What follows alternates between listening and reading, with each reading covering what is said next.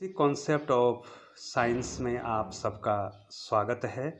बच्चों, आज की जो हमारी वीडियो है वो है, उसका टॉपिक है वैद्युत द्विध्रुव की अक्षीय या अनुदैर्ध्य स्थिति में वैद्युत क्षेत्र की तीव्रता, electric field intensity on axial line of electric dipole. तो बच्चों, इससे पहले जो है बच्चों, हमने दो बिंदु आवेशों के कारण वैद्युत क्षेत्र की तीव्रता आपको बताई थी। बच्चों, ये इससे पहले बताई थी।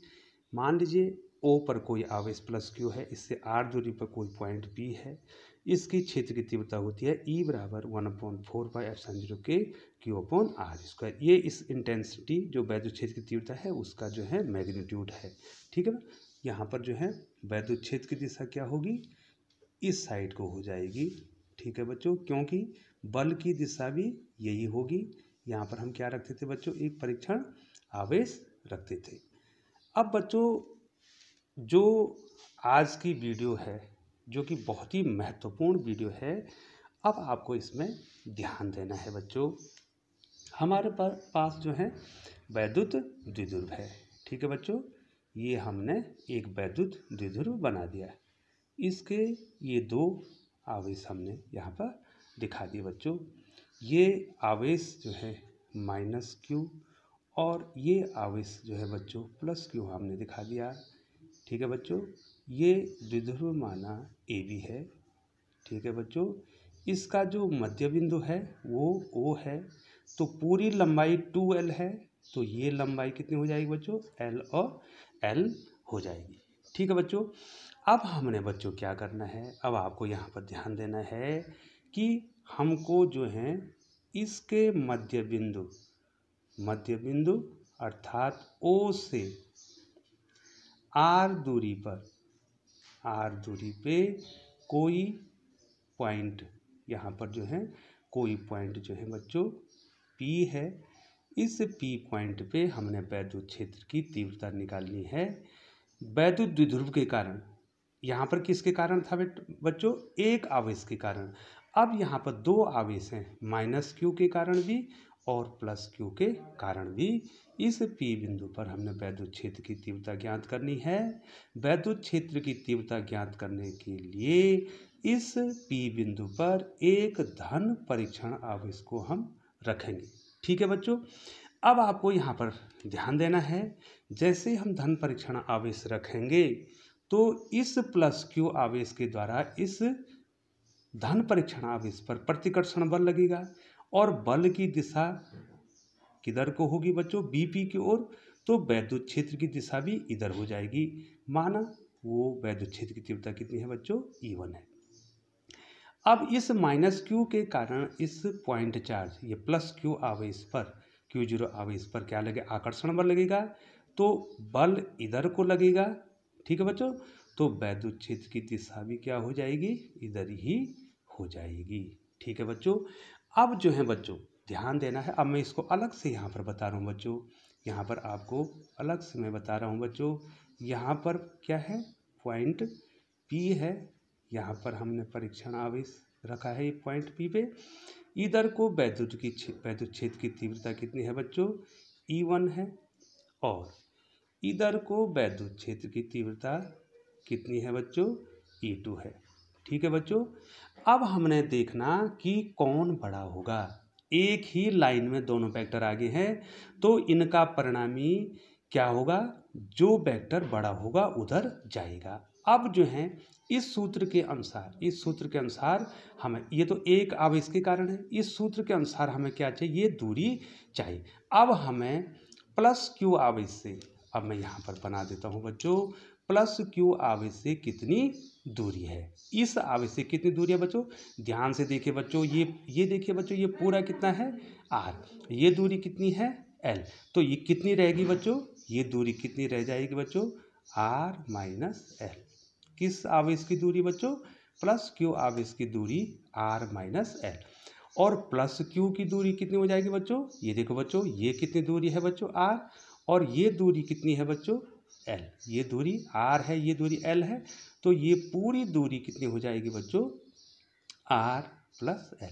यहाँ से यहाँ तक की दूरी कितनी हो जाएगी, आर प्लस एल। तो हमारे पास जो है इस आवेश के कारण भी दूरी आगे है आर माइनस एल, और इस आवेश के कारण भी दूरी कितनी आगे आर प्लस एल। अब बच्चों चूंकि जो है ये आवेश प्लस क्यू आवेश जो है से इसकी दूरी कम है। अब ये देखिए अगर दूरी कम होगी तो ये क्षेत्र ज़्यादा होगा, तो ये E1 जो है ज़्यादा होगा। वैसे भी देख दो बच्चों, ये प्लस क्यू आवेश से ये Q0 आवेश जो है बहुत नज़दीक है, तो ये ज़्यादा प्रतिकर्षण बल लगाएगा, तो E1 का मान ज़्यादा होगा। अब ये माइनस क्यू जो है बहुत दूर है इससे, तो ये कम आकर्षण बल लगाया, तो वैद्युत क्षेत्र की तीव्रता क्या होगी, कम होगी। तो बच्चों यहाँ पर क्लियर हो गया है बच्चों कि E2 का मान बड़ा होगा, E2 का मान बड़ा होगा E1 से, अर्थात प्लस क्यू आवेश के द्वारा P बिंदु पर वैद्युत क्षेत्र ज़्यादा होगा किसकी तुलना में, माइनस क्यू आवेश के द्वारा जो वैद्युत क्षेत्र है। तो परिणामी कितना हो जाएगा, परिणामी रिजल्टेंट परिणामी कितना हो जाएगा बच्चों, किसकी ओर जाएगा, E2 minus E1, E2 minus E1, यहाँ पर परिणामी इधर को चला जाएगा। और अगर उसको केवल मैग्नीट्यूड परिणाम के रूप में लिखें तो क्या हो जाएगा बच्चों, E2 माइनस E1। ठीक है बच्चों, अब हमारे पास बच्चों मैं यहाँ पर लिख देता हूँ, आप ध्यान देंगे बच्चों, हमारे पास परिणामी वैद्युत क्षेत्र की तीव्रता आ गई है बच्चों E2 minus E1। Equation number 1 हमने निकाल दी बच्चों। अब E1 और E2 का मान, ठीक है बच्चों, मैं E2 का मान निकाल देता हूँ बच्चों। E2 किसके द्वारा है, सॉरी बच्चों, यहाँ पर E1 क्या है, यहाँ पर ये गलत हो गया बच्चों, सॉरी बच्चों, यहाँ पर E1 ज़्यादा है E2 से, तो यहाँ पर क्या होना था बच्चों, E1, और यहाँ पर क्या होना था E2, तो E1 माइनस E2, तो यहाँ कितना हो जाएगा बच्चों, E1 माइनस E2, तो यहाँ भी कितना हो जाएगा बच्चों, ये कितना हो जाएगा E1 माइनस E2। ठीक है बच्चों, अब जो है E1 की वैल्यू पहले मैं निकाल देता हूँ। ठीक है बच्चों, तो कितना हो जाएगा बच्चों, 1/4 पाई एप्सिलॉन 0 के, ये देखिए बच्चों इस सूत्र के द्वारा देखिए 1/4 एप्सिलॉन 0 के क्यू की जगह पर चार्ज आपको प्लस माइनस नहीं लेने हैं। दूरी कितनी हो जाएगी, E1 के द्वारा दूरी कितनी हो जाएगी बच्चों, प्लस क्यू के कारण दूरी कितनी हो जाएगी, ये देखिए R माइनस एल, तो ये कितना हो जाएगा R माइनस एल का होल स्क्वायर, ये E1 हो गया। और E2 कितना हो जाएगा बच्चों, दूरी कितनी है, ये देखिए R प्लस एल, इसके कारण जो है निकाल रहे हैं। ठीक है बच्चों, तो 1/4 पाई एप्सिलॉन 0 के क्यू बटे R प्लस एल का होल स्क्वायर। ठीक है बच्चों, अब हम E निकाल देंगे, E बराबर E1 माइनस E2, दोनों की वैल्यू हम रख देंगे 1/4 पाई एप्सिलॉन 0 के क्यू बटे R माइनस एल का whole square minus 1/4 pi epsilon 0 के क्यू बटे R प्लस एल का होल स्क्वायर। ठीक है बच्चों, अब ये देखो क्यू यहाँ भी है, यहाँ भी है, 1/4 पाई एप्सिलॉन 0 यहाँ भी है, यहाँ भी है, तो ये बच्चों क्या आ जाएगा, कॉमन आ जाएगा, तो क्यू बटे 4 पाई एप्सिलॉन 0 के हमारा कॉमन आ जाएगा, तो कितना बच जाएगा बच्चों, R माइनस एल का whole square minus 1/R plus L का होल स्क्वायर। ठीक है बच्चों, अब बच्चों हमने इसको सॉल्व करना है। ठीक है बच्चों, थोड़ा सा आप ध्यान देंगे, अब इसमें मैं दूसरा पेज लगाऊंगा बच्चों, तो आपको थोड़ा ध्यान देना है।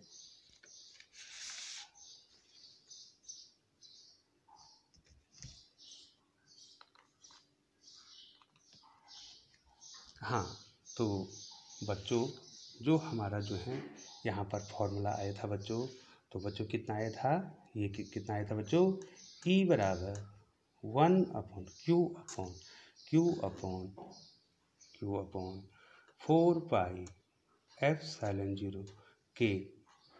ठीक है बच्चों, मैं आपको यहाँ बता देता हूँ, ये देखिए ये कितना आया था, Q/4 पाई एप्सिलॉन 0 के 1/R माइनस एल का whole square, 1/R minus L का होल स्क्वायर माइनस 1 अपॉन, ये देखिए बच्चों, ये देखिए क्यों इतना आर माइनस एल का, यहाँ कितना आर प्लस एल का होल स्क्वायर।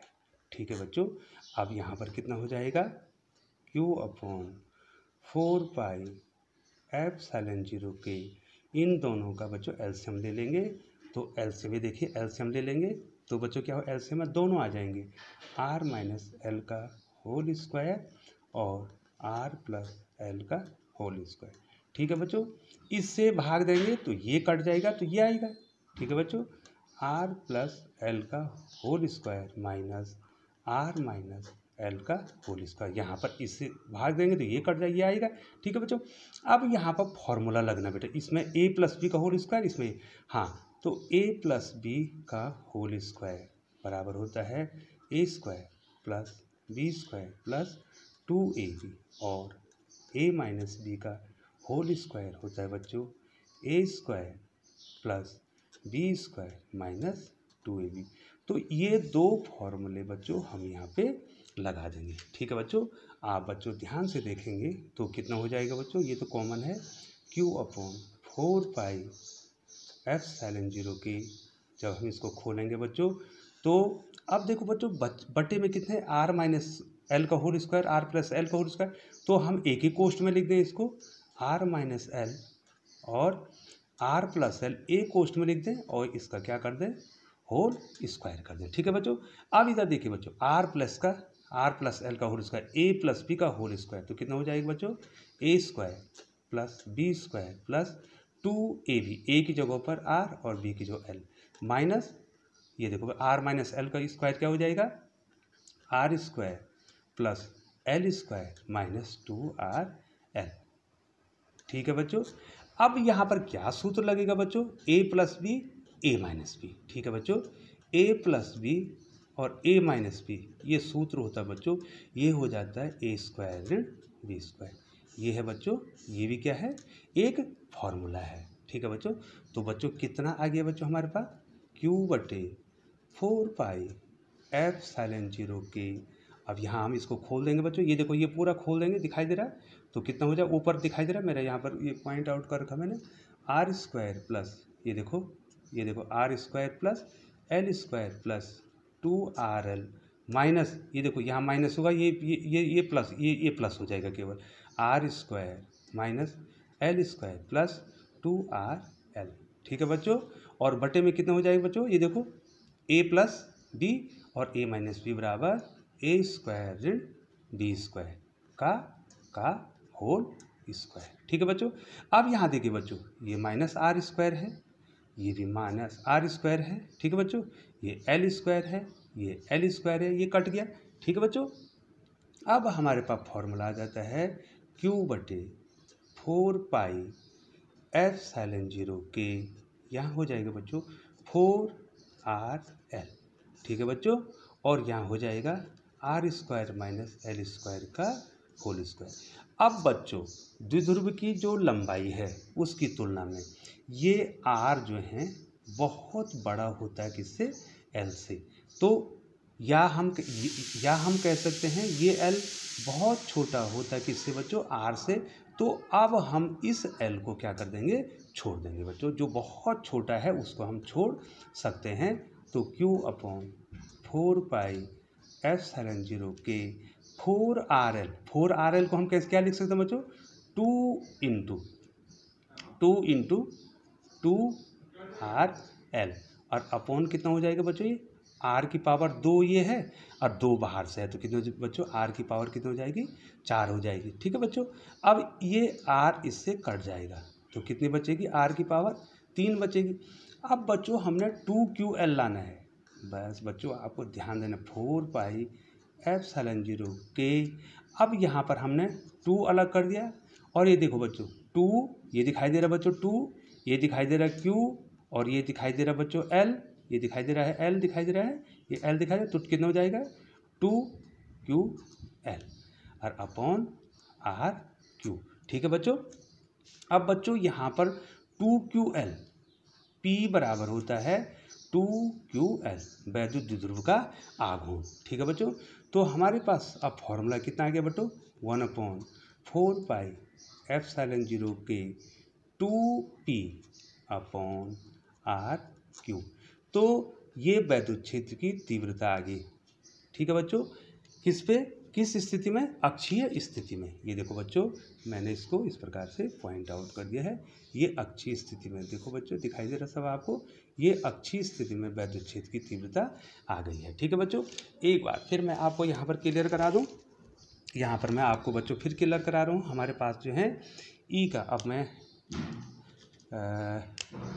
दूसरी पेन से लिख देता हूँ बच्चों।